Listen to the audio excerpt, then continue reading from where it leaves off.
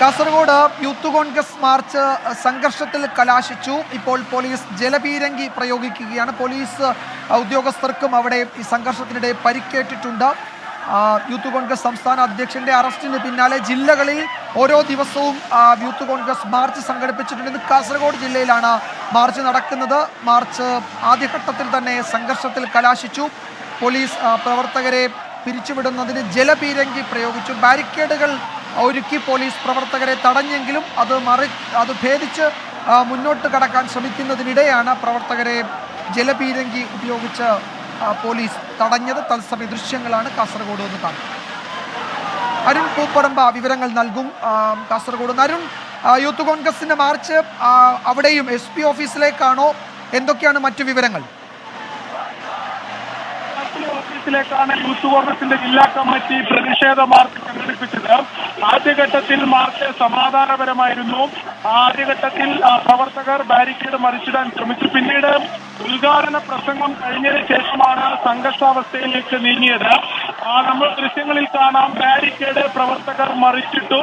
അതിനുശേഷം ഇപ്പോൾ ജലപീരങ്കി പ്രവർത്തകർക്കെതിരെ പോലീസ് ജലപീരങ്കി.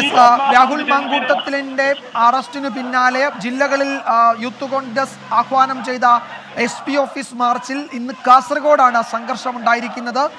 ഇതിനോടകം പ്രവർത്തകരെ പിരിച്ചുവിടുന്നതിന് പോലീസ് ജലപീരങ്കി പ്രയോഗിച്ചു. പക്ഷേ കൂടുതൽ പ്രവർത്തകർ അവിടെ സംഘടിച്ച് ഇപ്പോഴും പോലീസിനെതിരെ മുദ്രാവാക്യം മുഴക്കി നിൽക്കുകയാണ്. പ്രവർത്തകർ പിരിഞ്ഞു പോകാൻ കൂട്ടാക്കുന്നില്ല. പോലീസിന്റെ ബാരിക്കേഡ് ഭേദിച്ച് പ്രവർത്തകർ വീണ്ടും മുന്നോട്ടേക്ക് നീങ്ങാൻ ശ്രമിക്കുന്നതാണ് പോലീസ് ജലപീരങ്കി ഉപയോഗിച്ച് തടഞ്ഞു നിർത്തി. പോലീസ് പ്രവർത്തകരെ അനുനയത്തിലൂടെ മാറ്റാൻ ശ്രമിച്ചെങ്കിലും അത് പരാജയപ്പെട്ടു. പിന്നീടാണ് ജലപീരങ്കി പ്രയോഗിച്ചത്. പ്രധാനപ്പെട്ട ജില്ലയിൽ നിന്നുള്ള നേതാക്കളൊക്കെ ഈ മാർച്ചിൽ പങ്കെടുക്കുന്നുണ്ട്. RDO ഓഫീസിലേക്കാണ് അവിടെ യൂത്ത് കോൺഗ്രസിന്റെ മാർച്ച് നടക്കുന്നത്. രാഹുൽ മാങ്കൂട്ടത്തിനെതിരായ പോലീസ് നടപടിയിൽ യൂത്ത് കോൺഗ്രസിന്റെ പ്രതിഷേധം ഇന്ന് സംഘർഷത്തിൽ കലാശിച്ചത് കാസർഗോഡാണ്. പ്രവർത്തകരെ പിരിച്ചുവിടാൻ പോലീസ് ഇതിനോടകം നിരവധി തവണ ജലപീരങ്കി പ്രയോഗിച്ചു. ബാരിക്കേഡുകൾ മറിച്ചിട്ട് അതിന് മുകളിൽ പ്രവർത്തകർ കയറി പോലീസിനെതിരെ മുദ്രാവാക്യം മുഴക്കുകയാണ്. കാഞ്ഞങ്ങാട് നിന്നുള്ള തത്സമയ ദൃശ്യങ്ങളാണ് നമ്മൾ കാണുന്നത്. ഇതിനോടകം വീണ്ടും പോലീസ് ജലപീരങ്കി പ്രയോഗിച്ചിട്ടുണ്ട്. പക്ഷേ അതിനെ മറികടന്ന് അതിനെ അതിജീവിച്ച് കൂടുതൽ പ്രവർത്തകർ ബാരിക്കേഡിന് മുകളിലേക്ക് കടന്ന് പോലീസിന് നേരെ മുദ്രാവാക്യം മുഴക്കി മുന്നോട്ട് നീങ്ങുന്നതാണ് നമ്മൾ ദൃശ്യങ്ങളിൽ കാണുന്നത്. അരുൺ പൂപ്പറമ്പ ചേരുന്നു ഒരിക്കൽ കൂടി. അരുൺ, ഇതിനോടകം പലതവണ ജലപീരങ്കി പ്രയോഗിച്ചു. പക്ഷേ പ്രവർത്തകർ പിരിഞ്ഞു പോകാൻ കൂട്ടാകുന്നില്ല. വീണ്ടും സംഘടിച്ചെത്തുകയാണ്. എന്തൊക്കെയാണ് മറ്റു വിവരങ്ങൾ? തവണ ഇപ്പോൾ പോലീസ് ജലപീരങ്കി പ്രയോഗിച്ചു കഴിഞ്ഞു. എന്നാൽ പ്രവർത്തകർ പിരിഞ്ഞു പോകാൻ തയ്യാറാകുന്നില്ല എന്നതാണ് ഏറ്റവും പ്രധാനപ്പെട്ട കാര്യം. ഈ പ്രതിഷേധത്തിൽ പങ്കെടുത്ത പ്രവർത്തകരെല്ലാം ഇപ്പോൾ ഇവിടെ സംഘടിച്ച് മുദ്രാവാക്യം വിളിക്കുകയാണ്. അവർ ഏറെ നേരമായി ഇത്തരത്തിൽ പ്രതിഷേധം തുടരുന്നു. ഇവർ പിരിഞ്ഞു പോകാൻ തയ്യാറാകുന്നില്ല. പോലീസ് 3 തവണയായി ജലപീരങ്കി പ്രയോഗിച്ചു. ഇപ്പോൾ നമ്മൾ ദൃശ്യങ്ങളിൽ കാണാം, ബാരിക്കേഡ് മറിച്ചിട്ട് ബാരിക്കേഡിന് മുകളിൽ നിന്നുകൊണ്ടാണ് പ്രവർത്തകർ മുദ്രാവാക്യം വിളിക്കുന്നത്. വലിയ പ്രതിഷേധം സംസ്ഥാന വ്യാപകമായി യൂത്ത് കോൺഗ്രസ് പ്രസിഡന്റിന്റെ ഈ അറസ്റ്റിനെ തുടർന്ന് ഉണ്ടായിരുന്നു. കാസർഗോഡ് ഇന്ന് ഈ പ്രതിഷേധം സംഘർഷത്തിലേക്ക് നീങ്ങുന്നു എന്നതാണ് നമുക്ക് ഇവിടുന്ന് റിപ്പോർട്ട് ചെയ്യാനുള്ളത്. നേരത്തെ ആദ്യഘട്ടത്തിൽ സമരം സമാധാനപരമായിരുന്നു. ഉദ്ഘാടന പ്രസംഗത്തിന് ശേഷമാണ് പ്രവർത്തകരുടെ ഭാഗത്ത് നിന്ന് കാര്യമായ പ്രകോപനം ഉണ്ടായത്.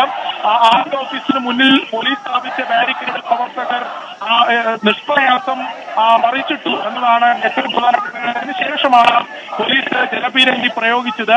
ജലപീരങ്കി 3 തവണ പ്രയോഗിച്ചിട്ടും പ്രവർത്തകർ പിരിഞ്ഞു പോകാൻ തയ്യാറാകുന്നില്ല എന്നതാണ് ഏറ്റവും പ്രധാനപ്പെട്ട കാര്യം. ഇപ്പോൾ ഈ ബാരിക്കേഡ് കാഞ്ഞങ്ങാട് RDO ഓഫീസിലേക്കാണ് യൂത്ത് കോൺഗ്രസിന്റെ മാർച്ച്. ആ മാർച്ച് ഇതിനോടകം സംഘർഷത്തിൽ കലാശിച്ചു. രാഹുൽ മാങ്കൂട്ടത്തിലിന്റെ അറസ്റ്റിനെ തുടർന്ന് വിവിധ ജില്ലകളിൽ യൂത്ത് കോൺഗ്രസ് പ്രതിഷേധ മാർച്ചിന് ആഹ്വാനം ചെയ്തിരുന്നു. പല ജില്ലകളിലും അത് സംഘർഷത്തിൽ കലാശിക്കുകയും ചെയ്തു. കാസർഗോഡ് കാഞ്ഞങ്ങാട് RDO ഓഫീസിലേക്ക് നടത്തിയ മാർച്ചിൽ പ്രവർത്തകരെ പിരിച്ചുവിടാൻ പോലീസ് പലതവണ ജലപീരങ്കി പ്രയോഗിച്ചു. പക്ഷേ പ്രവർത്തകർ പിരിഞ്ഞു പോയിട്ടില്ല. ബാരിക്കേഡുകൾ മറിച്ചിട്ട് അതിന് മുകളിൽ കയറി നിന്ന് മുദ്രാവാക്യം മുഴക്കുകയാണ്.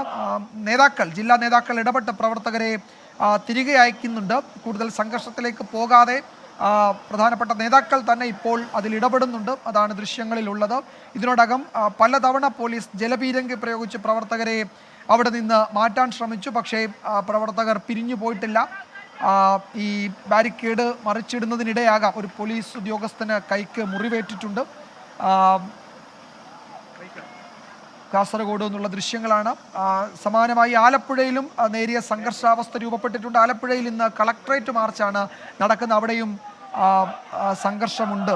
അവിടെയും പ്രതിഷേധം തുടരുന്നുണ്ട് യൂത്ത് കോൺഗ്രസ് പ്രവർത്തകരെന്നാണ് മനസ്സിലാക്കാൻ കഴിയുന്നത്. ഇത് കാഞ്ഞങ്ങാട്, കാസർഗോഡ് കാഞ്ഞങ്ങാട് എന്നുള്ള ദൃശ്യങ്ങളാണ്. പ്രവർത്തകർ പ്രതിഷേധിക്കുകയാണ് ഇപ്പോഴും. പക്ഷേ സംഘർഷാവസ്ഥയ്ക്ക് ഭയമുണ്ടായിട്ടുണ്ട്. ഇന്നത്തെ മറ്റു ചില പ്രധാന റിപ്പോർട്ടുകളിലേക്ക് വാർത്താമഴ കടക്കുകയാണ്. ഇന്ത്യ മുന്നണിയിലേക്കില്ലെന്ന് വ്യക്തമാക്കി BSP. ലോക്സഭാ തെരഞ്ഞെടുപ്പിൽ ഒറ്റയ്ക്ക് മത്സരിക്കാനാണ് പാർട്ടിയുടെ തീരുമാനം. ഇന്ത്യ മുന്നണിയുമായോ NDAയുമായോ സഹകരിക്കില്ലെന്ന് BSP അധ്യക്ഷ മായാവതി പറഞ്ഞു. തെരഞ്ഞെടുപ്പിന് ശേഷം സഖ്യസാധ്യത തേടുമെന്ന് മായാവതി വ്യക്തമാക്കി. हमने सन 2007 में यहाँ आबादी के हिसाब से देश के सबसे बड़े प्रदेश उत्तर प्रदेश में अकेले ही चुनाव लड़कर फिर अपनी पार्टी की पूर्ण बहुमत की सरकार भी बनाई थी। हमारी पार्टी लोकसभा के ये आम चुनाव अकेले ही लड़ेगी तथा देश की जातिवादी, पूंजीवादी, संकीर्ण व सांप्रदायिक सोच रखने वाली सभी विरोधी पार्टियों से अपनी दूरी बना के रखेगी। अर्थात हमारी पार्टी यहाँ किसी भी गठबंधन व पार्टी के साथ मिलकर ये चुनाव नहीं लड़ेगी. ബൽറാം നെടുങ്ങാടി വിവരങ്ങൾ നൽകും ഡൽഹിയിൽ നിന്ന്. ബൽറാം, മായാവതി ഇന്ത്യ മുന്നണിയിലേക്കില്ല. നേരത്തെ എല്ലാ പാർട്ടികളെയും ഉത്തർപ്രദേശിൽ ഏറ്റവും കൂടുതൽ സീറ്റുള്ള ഒരു സംസ്ഥാനം എന്ന നിലയിൽ മുഴുവൻ പ്രതിപക്ഷ പാർട്ടികളെയും ഒന്നിപ്പിക്കാനുള്ള ഒരു നീക്കമാണ് കോൺഗ്രസിന്റെ നേതൃത്വത്തിൽ നടന്നത്. മായാവതി അതിലേക്കില്ല. ഒറ്റയ്ക്ക് മത്സരിക്കാനുള്ള തീരുമാനം അവർ പ്രഖ്യാപിക്കുന്നു. കുറേ കാലങ്ങൾക്ക് ശേഷമാണ് മായാവതി ഒരു പൊതുവേദിയിൽ അവരുടെ രാഷ്ട്രീയ നിലപാട് വിശദീകരിക്കാൻ എത്തുന്നത് തന്നെ. അത് തന്നെ പ്രധാനപ്പെട്ടതാണ്. എന്തൊക്കെയാണ് മറ്റു വിവരങ്ങൾ? വിജയകുമാർ, മായാവതി ഇന്ത്യ സഖ്യ രൂപീകരണ ഘട്ടത്തിൽ തന്നെ വലിയ താല്പര്യം അതിനോട് കാണിച്ചിരുന്നില്ല. എന്നാൽ ഇടയ്ക്ക് ചില ഘട്ടങ്ങളിൽ മായാവതിയോ BSPയോ ഇന്ത്യ സഖ്യത്തിലേക്ക് എത്തിയേക്കും എന്ന തരത്തിലുള്ള റിപ്പോർട്ടുകൾ ഇന്ത്യ സഖ്യ നേതാക്കളുടെ ഭാഗത്തു നിന്നും ഉണ്ടായിരുന്നെങ്കിലും ഒടുവിൽ മായാവതി ഇപ്പോൾ നിലപാട് പ്രഖ്യാപിച്ചിരിക്കുകയാണ്. ഇന്ത്യ സഖ്യത്തിലേക്ക് താൻ ഇല്ല എന്ന മായാവതി വ്യക്തമാക്കിയിരിക്കുന്നു. 2024 ലോക്സഭാ തിരഞ്ഞെടുപ്പിൽ BSP ഒറ്റയ്ക്ക് തന്നെ മത്സരിക്കാനാണ് തീരുമാനം. എന്നാൽ തെരഞ്ഞെടുപ്പിന് ശേഷമുള്ള സഖ്യ സാധ്യതകൾ താൻ പരിശോധിക്കും എന്നാണ് മായാവതി വ്യക്തമാക്കിയിരിക്കുന്നത്. ഇന്ത്യ സഖ്യത്തെ സംബന്ധിച്ചിടത്തോളം മായാവതി ഒറ്റയ്ക്ക് മത്സരിക്കുക എന്നുള്ളത് വലിയ തിരിച്ചടിക്ക് കാരണമായേക്കാവുന്ന ഒരു സാഹചര്യമൊരുക്കും ഉത്തർപ്രദേശിൽ. കാരണം സംസ്ഥാനത്ത് ശക്തമായ ഒരു പാർട്ടി തന്നെയാണ് മായാവതിയുടെ BSP എന്നുള്ളത്. ബ്രാഹ്മണ ദളിത് വോട്ടുകളെ ഒരുപോലെ ഏകോപിപ്പിക്കാൻ കഴിയുന്ന ഒരു പാർട്ടി. BJPയും ഇന്ത്യ സഖ്യവും തമ്മിൽ മത്സരമുണ്ടാകുന്നിടത്ത്, ശക്തമായ മത്സരമുണ്ടാകുന്നിടത്ത് മായാവതിയുടെ BSP കൂടി മത്സര രംഗത്തുണ്ടായാൽ അത് ഇന്ത്യ സഖ്യത്തിന് വരേണ്ട വോട്ടുകളുടെ വലിയൊരു വിഹിതത്തെ അത് അപഹരിക്കാം എന്ന ഒരു വിലയിരുത്തൽ ഇന്ത്യ സഖ്യത്തിന് ഉണ്ട്. എന്തായാലും മായാവതിയെ കൂടെ കൊണ്ടുവരാൻ ഇന്ത്യ സഖ്യത്തിന് കഴിഞ്ഞിട്ടില്ല. അതുകൊണ്ട് തന്നെ ഇക്കാര്യങ്ങൾ അടക്കം പരിശോധിച്ചുകൊണ്ടുള്ള ഒരു സഖ്യ അല്ലെങ്കിൽ സീറ്റ് വിഭജന ചർച്ചകളായിരിക്കും ഇത്തവണ ഉത്തർപ്രദേശിൽ ഉണ്ടാവുക എന്ന് വ്യക്തമാക്കിയിട്ടുണ്ട്. മായാവതി ഇല്ല എന്നുള്ളതോടുകൂടി മത്സരരംഗത്തില്ല എന്നുള്ളത് മായാവതി ഏറ്റവും വലിയ പാർട്ടിയായ ഉത്തർപ്രദേശിൽ മാത്രമല്ല മറ്റ് പല സംസ്ഥാനങ്ങളിലും ദളിത് വോട്ടുകളിൽ നിർണായകമായ പങ്ക് മായാവതിയുടെ BSPക്ക് ലഭിക്കാറുണ്ട്. പഞ്ചാബും മധ്യപ്രദേശും രാജസ്ഥാനും അടക്കമുള്ള സംസ്ഥാനങ്ങളിൽ ശക്തമായ സാന്നിധ്യമായി ഈ ജയപരാജയങ്ങളെ നിശ്ചയിക്കാൻ കഴിയുന്ന തരത്തിലുള്ള ഒരു സാന്നിധ്യമാണ് BSP എന്നുള്ളതും നിർണായകമാണ്. വിജയകുമാർ. യെസ്, വരുന്ന ലോക്സഭാ തെരഞ്ഞെടുപ്പിൽ ഇന്ത്യ മുന്നണിയിലേക്കില്ല എന്നാണ് മായാവതി വ്യക്തമാക്കുന്നത്. BSP ഉത്തർപ്രദേശിലും മറ്റു സംസ്ഥാനങ്ങളിലും ഒറ്റയ്ക്ക് തെരഞ്ഞെടുപ്പിനെ നേരിടുമെന്ന് ഇന്ന് മായാവതി വാർത്താ സമ്മേളനത്തിൽ അറിയിച്ചു. ബൽറാം നെടുങ്ങാടിയാണ് വിവരങ്ങൾ നൽകിയത്. മറ്റു റിപ്പോർട്ടുകളിലേക്ക്. കൊച്ചിയിൽ തപാൽ വഴി ലഹരി ഇടപാട് നടത്തിയ കേസിൽ 2 പേർ കൂടി പിടിയിലായി. ഇന്നലെ 5 പേരെ നർക്കോട്ടിക്സ് കൺട്രോൾ ബ്യൂറോ കസ്റ്റഡിയിലെടുത്തിരുന്നു. ജർമ്മനിയിൽ നിന്ന് ലഹരി എത്തിച്ചുവെന്നാണ് NCBയുടെ കണ്ടെത്തൽ. ടെലഗ്രാം ഗ്രൂപ്പ് വഴി ക്രിപ്റ്റോ കറൻസി ഉപയോഗിച്ചായിരുന്നു സംഘത്തിന്റെ ആദ്യ ഇടപാടുകൾ. 19,000 പേരുള്ള ഗ്രൂപ്പിന്റെ അഡ്മിൻ നെതർലാൻഡ്സ് പൗരനാണെന്നും കണ്ടെത്തിയിട്ടുണ്ട്. അശ്വിൻ പാലാഴി വിവരങ്ങൾ നൽകും കൊച്ചിയിൽ നിന്ന്. അശ്വിൻ, ഈ സംഘത്തെ പറ്റിയുള്ള കൂടുതൽ വിവരങ്ങൾ ഇതിനോടകം അന്വേഷണ ഏജൻസിക്ക് ലഭിച്ചിട്ടുണ്ടോ? ഇതിന്റെ സൂത്രധാരനെ പറ്റിയുള്ള വിവരങ്ങൾ കിട്ടിയതായി സൂചനകളുണ്ട്. കൂടുതൽ വിവരങ്ങൾ NCB ഇപ്പോൾ അറിയിക്കുന്നുണ്ടോ? വിജയകുമാർ, കഴിഞ്ഞ ഒരാഴ്ചയായി രഹസ്യവിവരത്തിന്റെ അടിസ്ഥാനത്തിൽ NCB ഈ സംഘത്തിന് വേണ്ടിയുള്ള തെരച്ചിലിലായിരുന്നു. അതിനിടെയാണ് കഴിഞ്ഞ ദിവസം എറണാകുളത്തുള്ള വിദേശ തപാൽ ഓഫീസിലേക്ക് ഇത്തരത്തിൽ ലഹരി അടങ്ങിയ ബോക്സുകൾ എത്തിയിട്ടുണ്ട് എന്നുള്ളൊരു വിവരം NCBക്ക് ലഭിക്കുന്നത്. ഈ വിവരത്തിന്റെ അടിസ്ഥാനത്തിൽ വിശദമായ പരിശോധന നടത്തി. ഇതിലാണ് 6 ബോക്സുകളിലായി 320-ലധികം വരുന്ന LSD സ്റ്റാമ്പുകൾ NCB കണ്ടെത്തിയത്. ഇത് വിശദമായി പരിശോധിച്ചപ്പോൾ ആലുവ, ചെങ്ങമനാട് അടക്കമുള്ള 3 സ്ഥലങ്ങളിൽ നിന്നും 3 യുവാക്കളുടെ പേരുകളിലാണ് ഈ ബോക്സുകൾ എത്തിയത് എന്നും കണ്ടെത്തി. പിന്നീട് ഈ ബോക്സിന്റെ ഉറവിടം തേടിയപ്പോൾ അത് ജർമ്മനി അടക്കമുള്ള വിദേശ രാജ്യങ്ങളിൽ നിന്നാണെന്ന് കണ്ടെത്തുകയും ചെയ്തിരുന്നു. ഇതിന്റെ ഭാഗമായി കൊച്ചി അടക്കമുള്ള പ്രദേശങ്ങളിൽ നിന്നും ആദ്യഘട്ടത്തിൽ 5 പേരെ ഇന്നലെ അറസ്റ്റ് ചെയ്തിരുന്നു. ഇവരെ ചോദ്യം ചെയ്തതിലൂടെ കൂടുതൽ ആളുകൾ ഇതിലുണ്ടെന്ന് മനസ്സിലാക്കുകയും മറ്റ് 2 പേരെ കൂടി അറസ്റ്റ് ചെയ്യുകയും ചെയ്തിരുന്നു. ഇവരുടെ മൊബൈൽ ഫോൺ അടക്കം പരിശോധിച്ചതിൽ നിന്നാണ് ടെലഗ്രാം വഴിയാണ് ഈ ഇടപാടുകൾ നടത്തിയത് എന്നുള്ള ഒരു കാര്യം NCBക്ക് മനസ്സിലാകുന്നത്. അതിന്റെ അഡ്മിൻ നെതർലൻഡ്സ് സ്വദേശിയായ ഒരു പൗരനാണ് എന്നും കണ്ടെത്തിയിട്ടുണ്ട്. 19,000-ലധികം ആളുകൾ ഈ ടെലഗ്രാം ഗ്രൂപ്പിലുണ്ട്. അതിൽ പ്രധാന ആളുകൾ, അതായത് രാജ്യാന്തര മയക്കുമരുന്ന് ശൃംഖലയിലെ പ്രധാന കണ്ണികളടക്കം കൊച്ചി കേന്ദ്രീകരിച്ച് പ്രവർത്തിക്കുന്നതടക്കമുള്ള നിർണായക വിവരങ്ങളും NCBയുടെ പക്കലുണ്ട്. ഇവർക്കായുള്ള ഊർജിത അന്വേഷണവും NCB ആരംഭിച്ചിട്ടുണ്ട്. ക്രിപ്റ്റോ കറൻസി വഴിയുള്ള ഈ ലഹരി കച്ചവടത്തെ വളരെ ഗുരുതരമായി തന്നെയാണ് NCB കാണുന്നത്. എന്തായാലും ഇവർക്ക് വേണ്ടിയുള്ള തെരച്ചിൽ ഇപ്പോൾ ഊർജിതമായി തുടരുകയാണ്. വിജയകുമാർ. അശ്വിൻ, ഇന്നലെ 5 പേരെ പിടികൂടിയിരുന്നു. ഇപ്പോൾ 2 പേർ കൂടി അറസ്റ്റിലാവുന്നു. അപ്പോൾ ഇതിനോടകം 7 പേര് ഈ സംഘത്തിന്റെ ഭാഗമായി നടന്ന ഇടപാടുകളിൽ കേരളത്തിൽ പിടിയിലായിട്ടുണ്ട്. കൂടുതൽ ആളുകൾ, കൂടുതൽ അറസ്റ്റ് കേരളത്തിൽ നടക്കാനിടയുണ്ടോ? ഇതിലെ സംഘാംഗങ്ങൾ ഇപ്പോൾ 19,000 പേരുള്ള ഒരു വലിയ ഗ്രൂപ്പാണ്.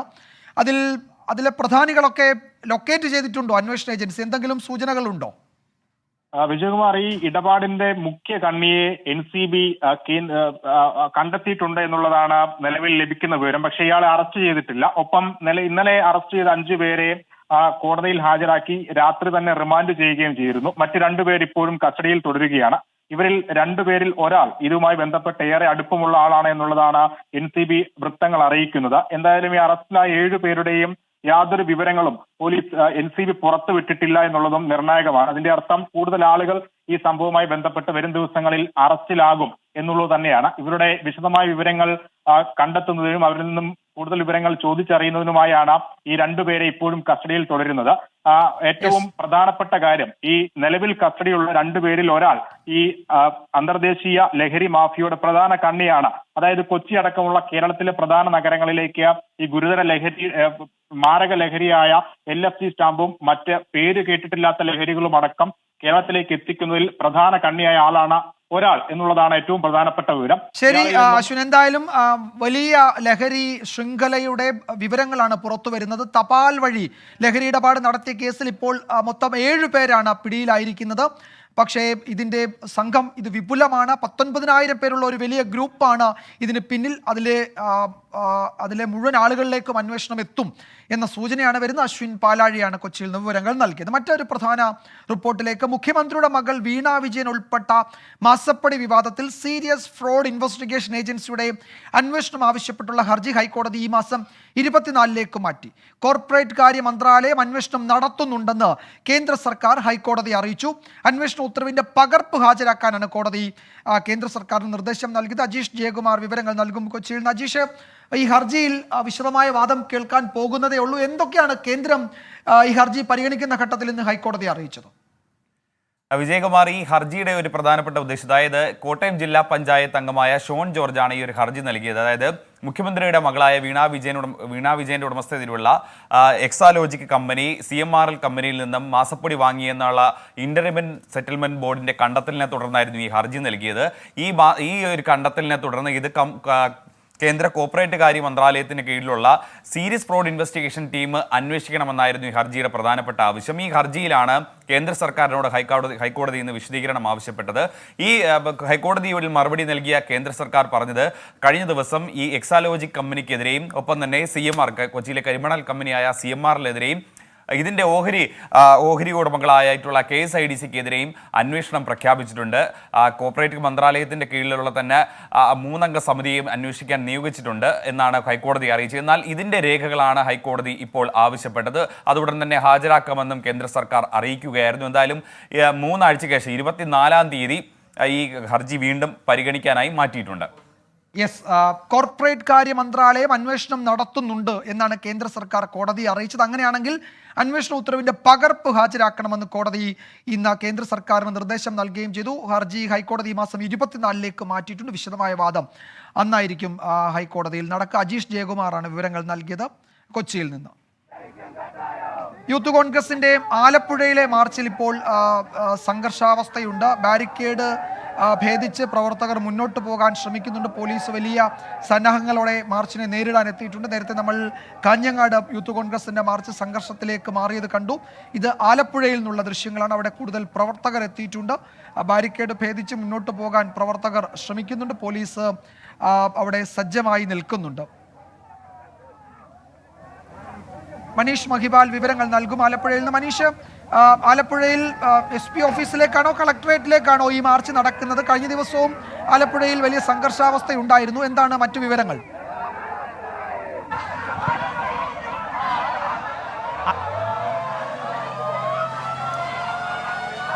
വിജയകുമാർ, നിലവിൽ പോലീസ് ജലപീരങ്കി പ്രയോഗിച്ചിട്ടുണ്ട്. അല്പനിമിഷങ്ങൾക്ക് മുമ്പാണ് ഇവിടെ മാർച്ച് ആരംഭിച്ചതും ഉദ്ഘാടനമൊക്കെ തന്നെ കഴിഞ്ഞ് രമ്യ ഹരിദാസ് MP ആണ് ഉദ്ഘാടനം നടത്തിയത്. അതിനുശേഷമാണ് പ്രവർത്തകർ ഈ ബാരിക്കേഡിന്റെ സമീപത്തുള്ള മതിൽ ചാടിക്കടന്ന് കളക്ടറേറ്റിലേക്ക് എത്താനുള്ള നീക്കം നടത്തിയത്. ഇതോട് പിന്നെ പ്രവർത്തകർ കമ്പും കല്ലും ഒക്കെ തന്നെ പോലീസിന് നേരെ എറിഞ്ഞു. ഇതോടുകൂടിയാണ് പോലീസ് നിലവിൽ ജലപീരങ്കി പ്രയോഗിച്ചിട്ടുള്ളത്. 300-ലധികം ആളുകൾ യൂത്ത് കോൺഗ്രസ് പ്രവർത്തകർ ഈ മാർച്ചിൽ പങ്കെടുക്കുന്നുണ്ട്. നിലവിൽ പോലീസ് ജലപീരങ്കി പ്രയോഗിച്ചിട്ടുണ്ട്. ഒരു വശത്ത് ബാരിക്കേഡിൽ കൂടി പ്രവർത്തകർ ചാടിക്കടക്കാൻ ശ്രമിക്കുന്നു. മറ്റൊരു വശത്ത് സ്ത്രീകളടക്കമുള്ള ആളുകൾ, യൂത്ത് കോൺഗ്രസ് പ്രവർത്തകർ മതിൽ ചാടിക്കടന്ന് മറ്റൊരു ഗേറ്റ് വഴി കളക്ടറേറ്റിലേക്ക് പോകാൻ ശ്രമിക്കുകയാണ്. അവിടെ വെച്ച് പോലീസ് അവരെ പിടിച്ചു മാറ്റുന്നു. നിലവിൽ 3-4 ആളുകളെ പോലീസ് അറസ്റ്റ് ചെയ്ത് നീക്കിയിട്ടുണ്ട്. പക്ഷേ ആളുകൾ കൂടുതലുള്ളത് കൊണ്ട് തന്നെ സാധാരണഗതിയിൽ യൂത്ത് കോൺഗ്രസ് മാർച്ചിനേക്കാൾ കൂടുതൽ ആളുകൾ ഈ മാർച്ചിൽ പങ്കെടുക്കുന്നതുകൊണ്ട് തന്നെ നിലവിൽ കൂടുതൽ പോലീസിന് ഇടത്തിയാൽ മാത്രമേ ഇത്രയും അധികം ആളുകളെ ഇവിടെ നിന്നും അറസ്റ്റ് ചെയ്ത് നീക്കാൻ കഴിയുകയുള്ളൂ. സ്ത്രീകളടക്കമുള്ള ആളുകൾ ഈ മാർച്ചിൽ പങ്കെടുക്കുന്നുണ്ട്. പ്രവർത്തകർ ഇപ്പോഴും പോലീസിന് നേർക്ക് കമ്പും മറ്റു കാര്യങ്ങളും എറിയുന്നുണ്ട്. പോലീസ് നിലവിൽ ജലപീരങ്കി പ്രയോഗിച്ചു. നിലവിൽ സംഘർഷ സാധ്യതയുണ്ട്. നിലവിൽ പോലീസും പ്രവർത്തകരുമായി ഒന്നും തള്ളോ മറ്റു കാര്യങ്ങളോ ഉണ്ടായിട്ടില്ല. പക്ഷേ വരുന്ന പോലീസിനെ പരമാവധി പ്രകോപിപ്പിക്കുന്നുണ്ട് പ്രവർത്തകർ. അതുകൊണ്ട് തന്നെ ഇനിയൊരു ചിലപ്പോൾ പോലീസ് ലാത്തി വീശിയേക്കാനുള്ള സാധ്യത കൂടിയുണ്ട്. വിജയകുമാർ. യെസ്, ആലപ്പുഴയിൽ യൂത്ത് കോൺഗ്രസിന്റെ മാർച്ച് സംഘർഷത്തിൽ കലാശിച്ചു. പോലീസ് ജലപീരങ്കി പ്രയോഗിച്ചു. ബാരിക്കേഡ് ഭേദിച്ച് ചില പ്രവർത്തകർ കളക്ടറേറ്റ് വളപ്പിലേക്ക് കടക്കാൻ ശ്രമിച്ചതാണ് സംഘർഷത്തിന് കാരണമായത്. അങ്ങനെ കളക്ടറേറ്റ് വളപ്പിലേക്ക് കടന്ന ചില പ്രവർത്തകരെ പിന്നീട് പോലീസ് അറസ്റ്റ് ചെയ്ത് മാറ്റുകയും ചെയ്തിട്ടുണ്ട്. പക്ഷേ കൂടുതൽ പ്രവർത്തകരുടെ സാന്നിധ്യമുള്ളതുകൊണ്ട് ഇപ്പോൾ ജലപീരങ്കി പ്രയോഗിച്ചിട്ടുണ്ട്. പ്രവർത്തകർ പിരിഞ്ഞു പോയിട്ടില്ല. വാർത്താമഴ തുടരുന്നു. മകരവിളക്ക് മഹോത്സവത്തിന് സന്നിധാനം ഒരുങ്ങി. സന്നിധാനത്തും മറ്റ് ഇടത്താവളങ്ങളിലും 10,000-കണക്കിന് വിശ്വാസികളാണ് മകരജ്യോതി ദർശിക്കുന്നതിനായി കാത്തുനിൽക്കുന്നത്. തിരക്ക് നിയന്ത്രിക്കുന്നതിന്റെ ഭാഗമായി തീർത്ഥാടകരെ നിലയ്ക്കലിൽ നിന്ന് പമ്പയിലേക്ക് ഇപ്പോൾ കടത്തിവിടുന്നില്ല. അയ്യപ്പ വിഗ്രഹത്തിൽ ചാർത്താൻ തിരുവാഭരണം വഹിച്ചുകൊണ്ടുള്ള ഘോഷയാത്ര വൈകിട്ട് 5:30 സന്നിധാനത്തെത്തും. അരുൺ പാറയ്ക്കൽ കൂടുതൽ വിവരങ്ങൾ നൽകും പണ്ടിത്താവളത്ത് നിന്ന്. അരുൺ, എന്താണ് അവിടെയുള്ള ഇപ്പോഴത്തെ അവസ്ഥ? ഈ പമ്പയിൽ നിന്നും അയ്യപ്പന്മാരെ അവിടേക്ക് ഇപ്പോൾ കടത്തിവിടുന്നുണ്ടോ? നിലയ്ക്കലിൽ നിന്ന് ആളുകൾക്ക് ഇപ്പോൾ എന്തായാലും പമ്പയിലേക്ക് എത്താൻ കഴിയുന്നില്ല. പമ്പയിൽ കുറേ ആളുകൾ കാത്തു നിൽക്കുന്നുണ്ടല്ലോ. അവർക്ക് ഈ സമയത്ത് മല ചവിട്ടാൻ കഴിയുമോ?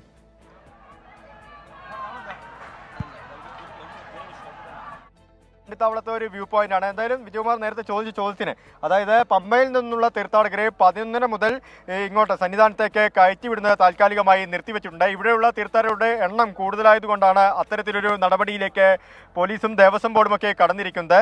അതായത് ഇപ്പോൾ തന്നെ ഏകദേശം 1 ലക്ഷത്തിലധികം തീർത്ഥാടകർ കഴിഞ്ഞ 3 ദിവസങ്ങളിലായി ഇവിടെ ദർശനത്തിനെത്തിയ തീർത്ഥാടകർ പലരും മടങ്ങിപ്പോയിട്ടില്ല എന്നതാണ് പ്രത്യേകത.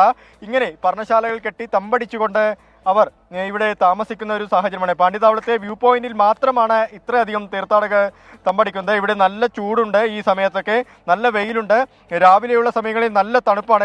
ഇതിനൊക്കെ അതിജീവിച്ചുകൊണ്ടാണ് ഒരു നിമിഷത്തെ, അതായത് മകരജ്യോതി ദർശനത്തിന് വേണ്ടി, വൈകുന്നേരത്തെ മകരജ്യോതി ദർശനത്തിന് വേണ്ടി ഈ തീർത്ഥാടകർ ഇവിടെ ഇങ്ങനെ കാത്തു കിടക്കുന്നത്. അവർക്ക് ആ ഒരു ദർശനം അത് ഒരു നോക്ക് കാണുന്നതിന് വേണ്ടി പല സംസ്ഥാനങ്ങളിൽ നിന്നുള്ള ആളുകൾ ഇവിടേക്ക് എത്തിയിട്ടുണ്ട്. ഒറീസ, ആന്ധ്രാപ്രദേശ്, തെലുങ്കാന, കർണാടക, കേരള കേരളത്തിലെ വിവിധ ജില്ലകൾ ഉൾപ്പെടെ ആളുകൾ തീർത്ഥാടകർ ഇവിടേക്ക് എത്തിച്ചേരുന്നുണ്ട്. 10,000-കണക്കിന് ആളുകൾ ഇപ്പോൾ തന്നെ ഈ പ്രദേശത്ത് നമുക്ക് കാണാൻ സാധിക്കും. എന്തായാലും സന്നിധാനത്തെ 18-ാം പടി കയറിയ ആളുകളുടെ എണ്ണം 50,000-ഓളം ആയിരിക്കുന്നു. മണിക്കൂറിൽ 3000-ലധികം ആളുകൾ 18-ാം പടി കയറുന്നുണ്ട്. എന്തായാലും ഈ സമയത്ത് തിരക്ക് കുറച്ച് കുറവുണ്ട്. രാവിലെ നല്ലൊരു തിരക്കുണ്ടായിരുന്നു, ഈ സമയത്ത് തിരക്ക് കുറവുണ്ട്. പോലീസും വനം വകുപ്പും ദേവസ്വം ബോർഡുമൊക്കെ നല്ല രീതിയിലുള്ള സുരക്ഷ ഈ പ്രദേശത്ത് ഏർപ്പെടുത്തിയിരിക്കുന്നു. ഈ തമിഴ്നാട് സർക്കാർ 80 ലക്ഷം ബിസ്ക്കറ്റുകളാണ് ഇങ്ങനെ എത്തുന്ന തീർത്ഥാടകർക്ക് നൽകുന്നതിന് വേണ്ടി ഇവിടേക്ക് എത്തിച്ചിരുന്നത്. ആ 80 ലക്ഷം ബിസ്ക്കറ്റുകൾ വിതരണം ചെയ്യാൻ തുടങ്ങിയിട്ടുണ്ട്. മാത്രമല്ല ദേവസ്വം ബോർഡിന്റെ 350 ജീവനക്കാരെ പുതുതായി ചുക്കുവെള്ളം വിതരണത്തിന് നിയോഗിച്ചിട്ടുണ്ട്. അവർ കുടിവെള്ള വിതരണവുമായി തീർത്ഥാടകർക്കിടയിൽ തന്നെയുണ്ട്.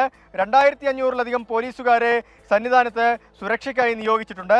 പാഞ്ചാലിമേടുള്ള സ്ഥലങ്ങളിൽ, പാഞ്ചാലിമേട്, നിലയ്ക്കൽ പോലുള്ള സ്ഥലങ്ങളിലൊക്കെ 1000-ലധികം പോലീസുകാർ അധികമായി നിയോഗിച്ചിട്ടുണ്ട്. കൂടാതെ സന്നിധാനത്ത് 250 പോലീസ് ഉദ്യോഗസ്ഥരെ നിയോഗിച്ചിരിക്കുന്നു. അതായത് ഉന്നത ഉദ്യോഗസ്ഥരെ 250 പേരെ ഇന്നത്തേക്ക് 15-ാം തീയതി ഈ മകരവിളക്ക് ദിനമായ ഇന്നത്തേക്ക് നിയോഗിച്ചിട്ടുണ്ട്. ശരി, അരുൺ പാറയ്ക്കൽ വിവരങ്ങൾ നൽകുന്നത് പണ്ടിത്താവളത്ത് നിന്നാണ്. അവിടെ പർണശാലകളൊക്കെ തയ്യാറാക്കി 10,000-കണക്കിന് ഭക്തർ വിവിധ സംസ്ഥാനങ്ങളിൽ നിന്നുള്ളവരടക്കം അവിടെ കാത്തു നിൽക്കുന്നുണ്ട്. അവർക്ക് വേണ്ട സൗകര്യങ്ങളൊക്കെ ഒരുക്കുന്നുണ്ട് ദേവസ്വം ബോർഡും പോലീസുമൊക്കെ. അതുപോലെ ഇതുപോലെയുള്ള ഇടത്താവളങ്ങളിലൊക്കെ ആളുകൾ ഇങ്ങനെ കാത്തു നിൽക്കുകയാണ് മകരജ്യോതി ദർശനത്തിന്. തിരുവാഭരണ ഘോഷയാത്ര നേരത്തെ നിലയ്ക്കൽ എത്തിയിരുന്നു, അത് സന്നിധാനത്തേക്കുള്ള യാത്രയിലാണ്. വൈകുന്നേരം ഏതാണ്ട് 5:30 അത് ശരംകുത്തിയിൽ എത്തുകയും ചെയ്യും. കൂടുതൽ വിവരങ്ങൾ നമ്മൾ അടുത്ത ബുള്ളറ്റിനുകളിൽ പ്രേക്ഷകരിലേക്ക് എത്തിക്കും. റിപ്പോർട്ടോടെ വാർത്താമഴ അവസാനിക്കുന്നു.